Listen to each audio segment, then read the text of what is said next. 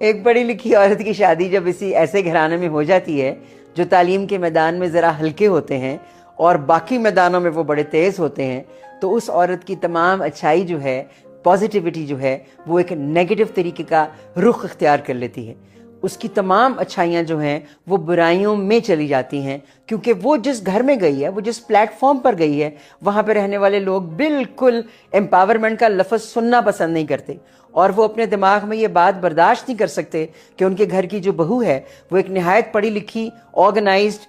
جسے کہتے ہیں سیلف اسیسمنٹ کر چکی ہوئی ہے، اور وہ بہت زبردست طریقے سے، کہتے ہیں نا آپ جسے ایک مکمل خاتون ہے،